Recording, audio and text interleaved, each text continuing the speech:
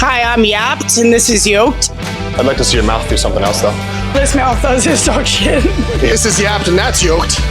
I'm Yapped. You're Yoked. You're Yapped. She's a Yap. I'm a Yoked. You had two parents that loved you growing up. I tricked her into marrying me. I'm mic'd up, so anything stupid I say goes on the internet. I need attention or I'll die. The codependent fuck. Are you ready to rumble? I'm ready to sit in a wheelchair and have a small Asian woman rub on my back for an entire day. I feel like those need to be two separate activities. Wheelchair separate from rub. Yeah, probably. I did offer to do the podcast from the floor with you. Yeah, I just don't know how the microphones and everything would work from the floor, so. Connor threw his back out. I didn't even do anything. I just woke up in excruciating fucking pain. Yeah. And can barely stand up straight, so. It's okay. Luckily, podcasts are done seated. At least this one is. Yeah, I don't think we're much standing podcast folk. There's not much standing going on in my foreseeable future, honestly. Yeah, yesterday was a horizontal day. Dude, yesterday was fucking rough. Fucking, you had a insane training session. I woke up as if I just got hit by a bus and the flu and COVID and but we're here, baby. Yeah, I'm sore. Shout out, Javi. We got another episode today. We do. And our topic is? It is, you cannot change yesterday, but you have the ability to change tomorrow, the future. The moment you realize you can't change yesterday, but you hear the power to influence tomorrow. Yes, and that resonates with me beautifully because everyone I speak to, every client, every thought process I have is always in the matter of can't change what already happened. We always move forward. For sure. And that's the only thing that matters is forward movement. Mm-hmm. Pays no benefit to anybody to sit and ruminate and toil over things you can't change. Yeah. I read somewhere once that it's like if you do that, then you basically are like living in two different places because you're only focused on the past, but you're in the present and still not doing anything for forward movement. Now, I'd say we can definitely lean into some real world examples of our own. Where do you find that you struggle most in terms of keeping your brain focused on the forward? Yes and no. I heavily focus on, like, if, like, for instance, when my liver is fucked up, I just, like, was so angry at that, and it, like, made it hard to move on because it was, like, affecting my present, which was then affecting my future, so I feel like I was living in all three. Yeah, I agree with that. Which is obviously toxic, but...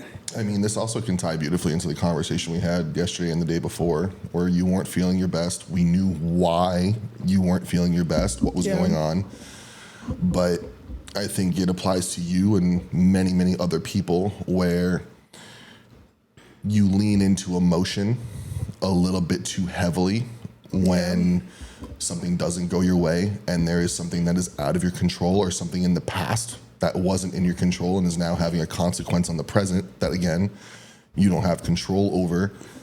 But what you do have control over, and what I challenge you to have control over as much as possible, and this applies to everybody as well, you have control over how you react.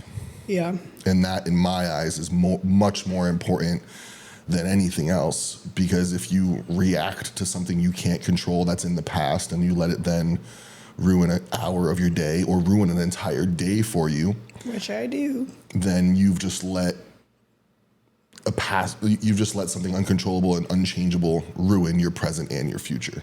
Yeah. And I see that for many, many, many. Yeah. And to clarify, I don't go throw the whole day out the window in terms of like progress. Like I still eat my meals and go to the gym, but I ruin my mood for a whole day, which in turn ruins Connor's mood for a whole day. But I think I saw something I really resonated with and I sent it to you. I forget where, but it's where we started talking about the metacognition.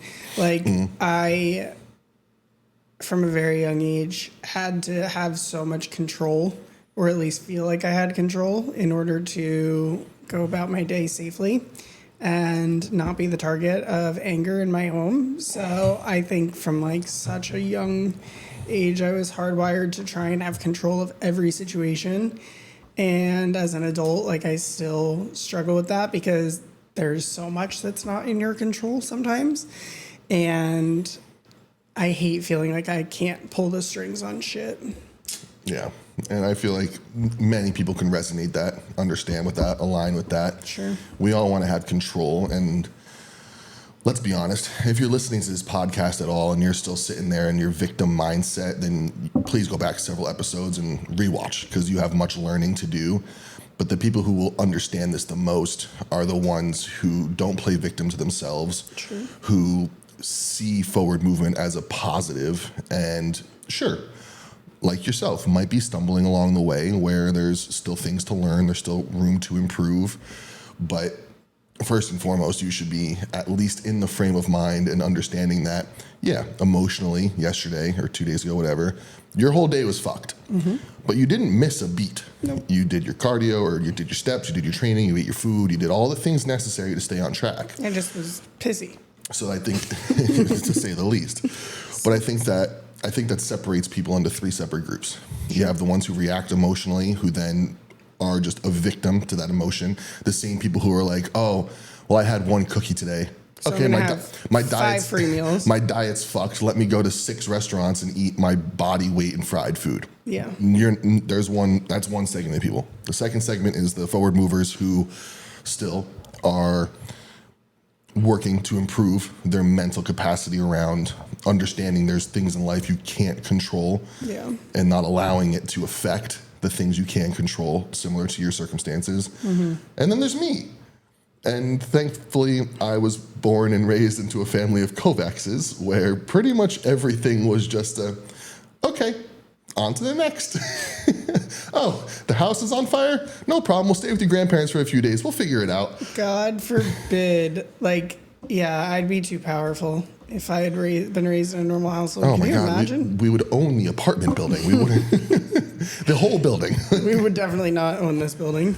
With the amount of money they're probably pocketing from our rent and what they don't do with our money, yeah, I'm sure they're making money hand over Can't fist. wait But till I that's can do a tell-all one day. That's a different story Tampa Bay for another tell-all. time. However, back to my point of being raised by an amazing Kovacs family, like I thought about this the other day. I genuinely can't think of a single moment in my life where, as a kid, a teenager, or a young adult, where I ever looked at my parents and thought to myself, they don't know what to do in this situation. Or like, oh, I'm watching my parents stumble and learn through a new life experience. Like, from my point of view, even while they were learning, like, we can even fast forward into like my adult years. When I was 24 years old, my mom bought the deli. Like, yeah, that was her stumbling uphill. Baptism by fire. Baptism by fire. Yeah, that wasn't like, oh, we're gonna throw our kid in the deep end. It was like we tied cinder blocks to his ankles and threw him in the deep end type of fucking struggle. Yeah. But even through all of that, I don't think there was a single moment where I looked at my mom or looked at my parents and was like, oh yeah, they're struggling with this. Granted, there was a time when I came home after living in Colorado for 6 months or a year, and my mom had owned the deli for 6 months or a year at that point, and I came home, I'm in the kitchen, I'm listening to my mom curse up a storm, talking to my dad about employees, and I'm like, yo, who the fuck is this woman? Like, I've never heard her speak like that, but because, like, different environment. She's not at a desk job anymore. She's not in professional attire. She's dealing with the She's shit. in the thick She's of in it. the shit. Yeah. So, yeah, obviously that's going to come with a slight demeanor, slight tone change, I'm sure. Yeah. But to the whole point, like, I don't think I ever watched them stumble and struggle. If anything, all I just ever watched them do is continue taking a step forward. Yeah.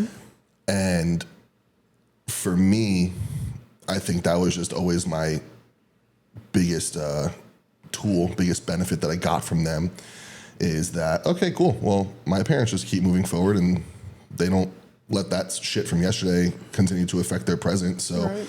I just just stuck with that my whole life. Yeah. Me and my mom, especially after my dad passed, always would say, like, we'll figure it out. We always do. And so there was a little bit of that, but I can think of plenty of times where there was uncertainty. And I mean, you saw the financial positions I put myself in with cars and things like that. Like, there wasn't a lot of support in, like, I was figuring out a lot of shit and creating that forward movement because I was forced to, but didn't set me up necessarily for true success. It was. However, though, I think that's a good point to make, though, because you were forced to. Yeah. There's other people who would have been in that situation who would have been quote unquote forced to, but then would have rolled over and let themselves play victim to their circumstances. Yeah. You were forced to move forward, and you did move forward. Maybe not with the best decisions, maybe not with the right forward movement at the time. Yeah. But you still moved forward. Yeah. And I think that's the biggest takeaway from it all. Yeah, it's interesting. Like, I think having the environment, like freshman year, I came home from college and for summer, and I was like, I will never do this again. It was the worst my household had ever been, and pretty much was like, I would literally rather live on the streets than ever spend another moment, long duration in this house. And like, at that point, I got an apartment off campus, 12-month per year lease. Like, there was no, like, dorms are kicking you out. And just never went home again, basically. Like, very short durations, maybe over a winter break or a weekend. But I literally just figured it out. And, like, that meant a lot of times working, like, nights, weekends, holidays, traveling a fuck ton. I mean, for my one job, I traveled so much and, like, just figured it out. But like, I took as few opportunities to have to go to them for anything. And like, don't get me wrong, as a college age student, you're still going, in my situation at least, to your parents for money and support from time to time. But if I could avoid it, like, oh boy, did I avoid it, because it never was a situation where it was like, oh, I'm a parent, this is what you do. It was very much like, I give you everything. It's like, you're not giving me anything that I'm not, I don't want to say. Doing for myself already?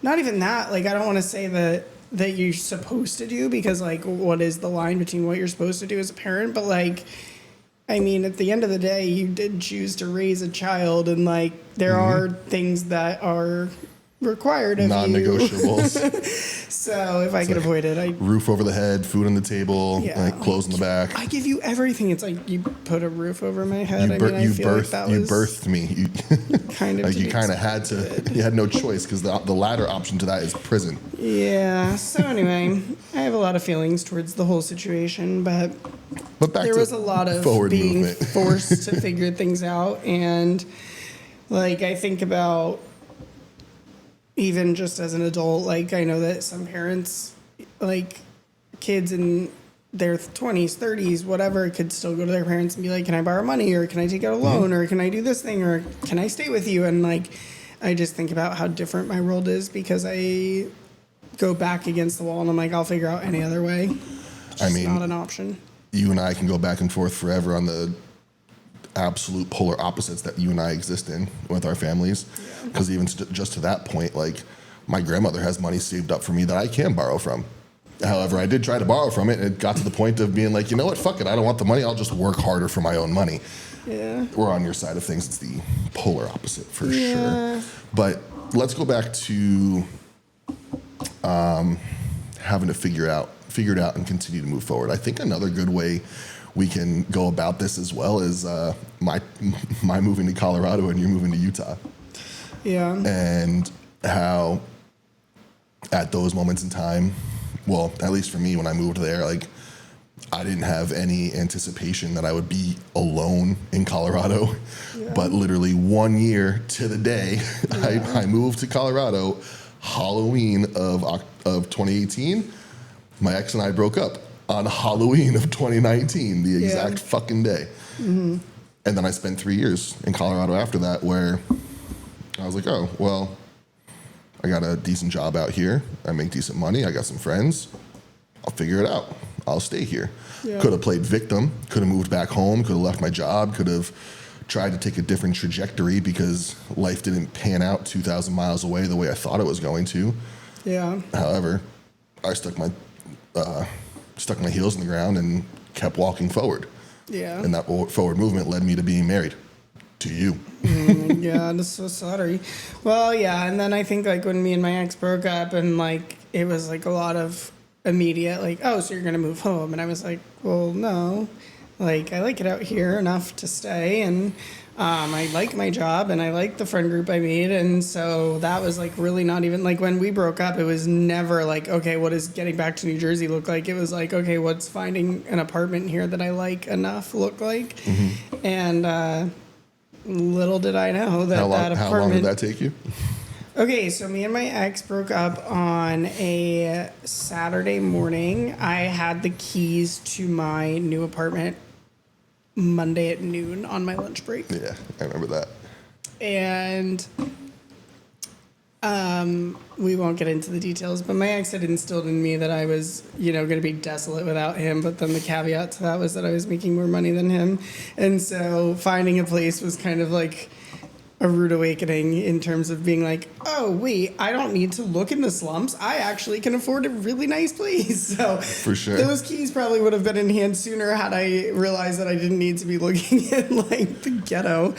I remember looking at places and being like, there's no way that this is what I can afford. But that's a great point to make, though. Like, you were told to your face by your ex probably countless times, like, you won't be able to afford living on your own without me. You won't be able to do anything. And he controlled all the money, so I had no idea what was going on. You won't be able to do anything living on your own without me. And then it took you 48 hours to figure out, oh, I can do it all without him. All of it. And then some. And I remember like crying on the floor. I mean, like I didn't have furniture yet because I abandoned everything that we had together. It wasn't worth even the conversation. And it wasn't like I was in a position I couldn't afford furniture. It was just I had 36 hours between the time I walked into a leasing office and walked out with a key. And, I was sitting on literally the floor of an empty apartment, like crying because I was like finally in a position where I could be safe and not fucking listen to him and have my dog and just be at peace. And like, thank God. But yeah, it's like such a mind fuck. And I just remember being like, my boss was like, what do you need? And I was like, literally just nothing. Can you write me because I had been at my job not even long enough to show enough pay stubs, I don't think. It was like, if you can just like write me an offer letter, like that's all I need. And he was like, we'll literally do anything. We'll move you, we'll whatever. And I was like, an offer letter will do. Maybe 5 extra minutes on my lunch break so I can not only go pick up the keys across town, but like also eat would be lit. But like, if not, that's cool too. But that beautifully goes to the whole point though. Like you could have sat there and thought to yourself, fuck, he's right, I can't do this on my own, and never escaped it. But then again, to the point of the whole episode, your mindset around it said, you know what, I'm fucking fed up with this. Yeah. I'm going to move forward for what's best in my interest. Yeah. And now tie this all into the bigger umbrella of what we typically do on a day-to-day business, fitness and bodybuilding and wealth. Yeah. Health, wellness. And wealth. All the things. The reality is that the fittest people in the world, granted, no, let's not even go to that extreme. The fit people around you, the only difference between them and you is that they have the mindset to say, okay, I'm going to take a step forward today. That step forward today might just be, I'm going to make sure I drink all my water. I'm going to eat all my meals. Like, it's nothing overly complicated. Nope.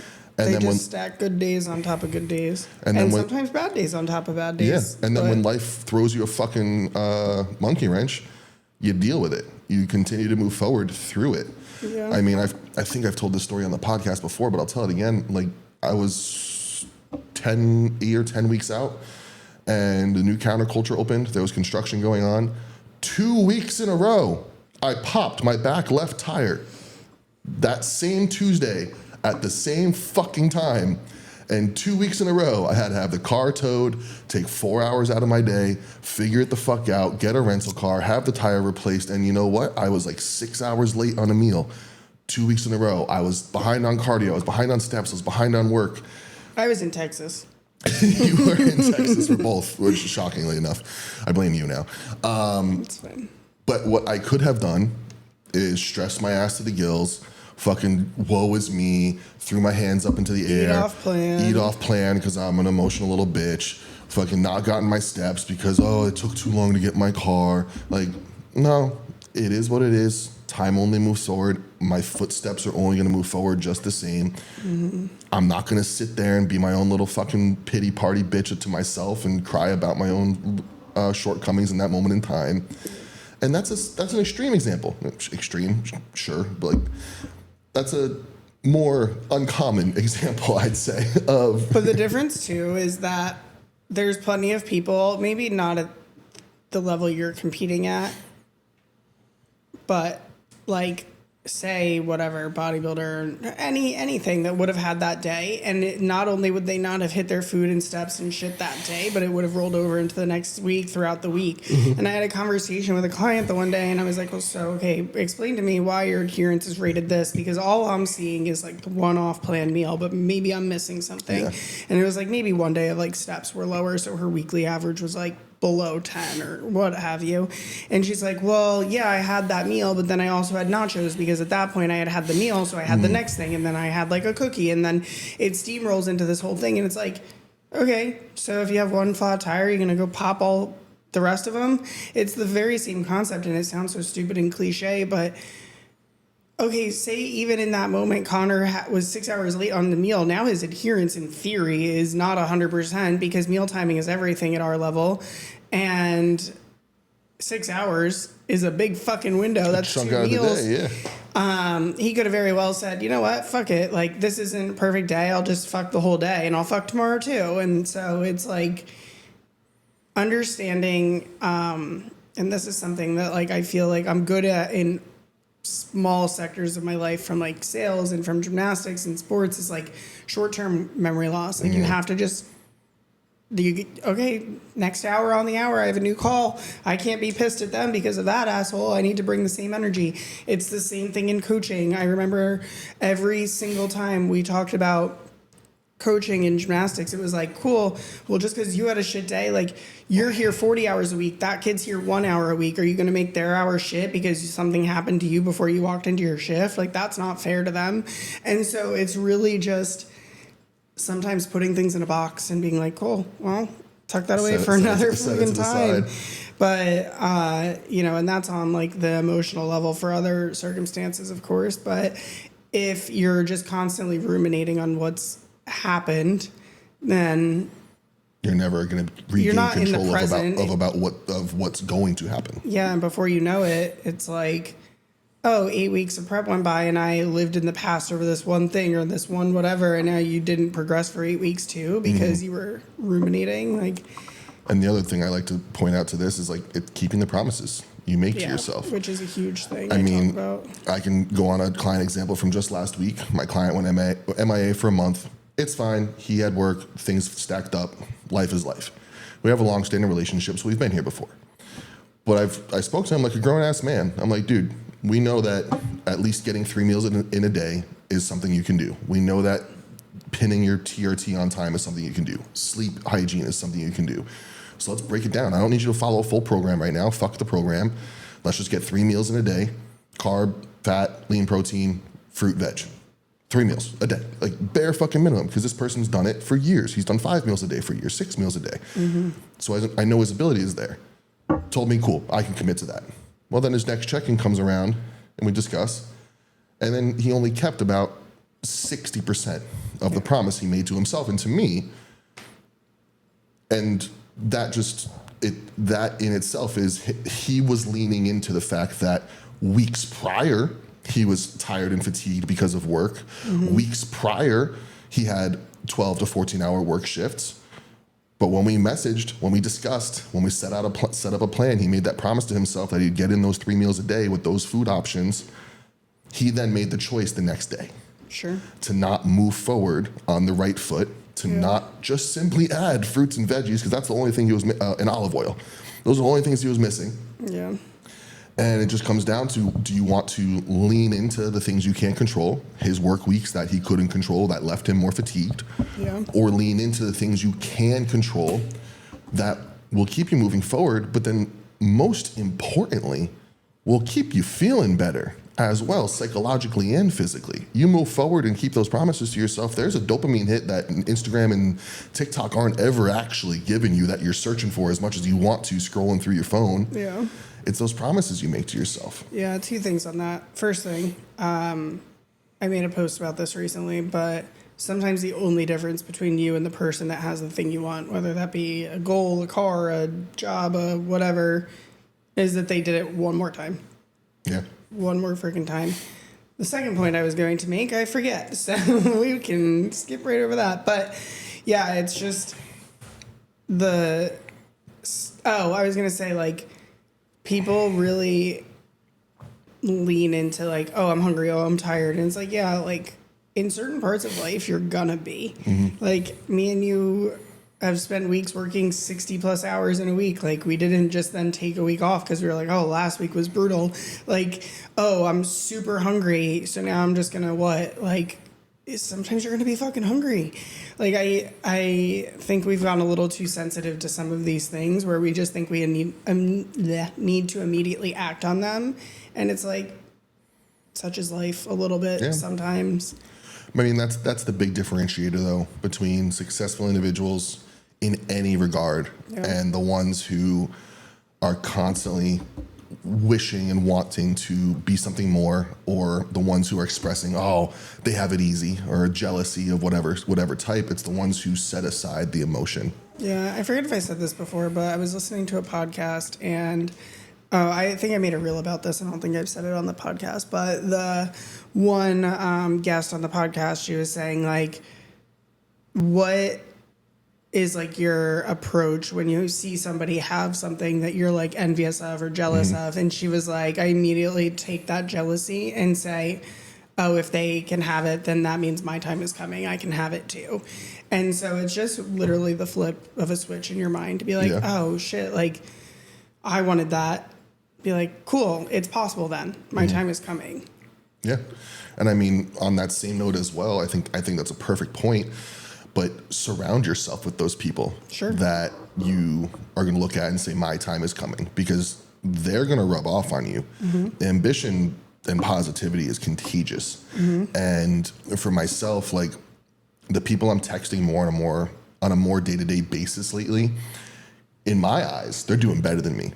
Now, like, I'll even use Tom Schuster as an example. Like, we were talking last month, and I was like, dude, I really can't wait to do my podcast and do more, because, like, what you've been doing lately with your podcast is awesome. Your business growth has been awesome, this, and this. Yeah. And he goes, wait, no, I'm trying to get like you guys, because your guys' business is doing so well, because coaching's going so well for you guys. Guys, see, this is happening. It looks really positive. Yeah, it's all perspective.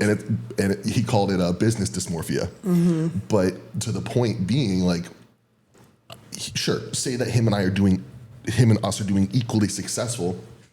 I view him as somebody who's working his ass off to continue being successful. So I want to chase that. Yeah. Similar to Matt Wade, similar to my coach Mike, and everyone else I'm, like, discussing these, or conversing with more and more lately, and talking more. Like, Matt Wade and I text back throughout the week, like, this many signs, how many you got? Yeah. And, like, just going back and forth. It's contagious. Rising tides raise all ships. I like that. Yeah. I like that one a lot. It's a good one. But, all right, key takeaways.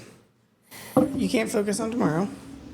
Well, you can't. I really, really hope you focus on tomorrow. Don't listen to her. Oh, my God. It's Sunday. I would say we need naps, but we took too many of those yesterday. No, I don't want a nap at all. I want to literally run through a wall. Okay, you can't focus on yesterday, but you have the power to change tomorrow and today. If you see something that you want and somebody else has it, instead of jealousy, you're going to turn your fucking rice cooker off. Instead of jealousy, you're going to realize that is your sign that it could come for you too. Go ahead. Don't play the victim, and don't react emotionally.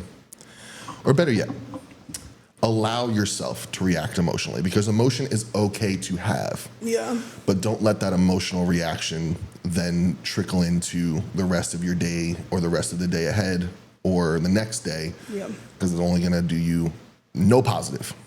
React, have your emotions, and then be forward thinking enough to say, what's my next best step forward? Because we're always moving forward. There's only one direction that time flows. And that's the one thing I like to remind people is that hand on the clock, it ain't going backwards for anybody. Not a single person. Fact. So don't pretend and don't act like it is. Just keep moving forward with that same click, tick, tock of the clock. Hickory dickory. Doc. All right, guys. Well, Now that we finished off on a Dr. Seuss note, I'm going to go run through that wall. Connor's probably not going to do much running, walking, or anything because I have a client program I need to he's write a up right now, which is grandpa. fantastic because I can just sit here and do that.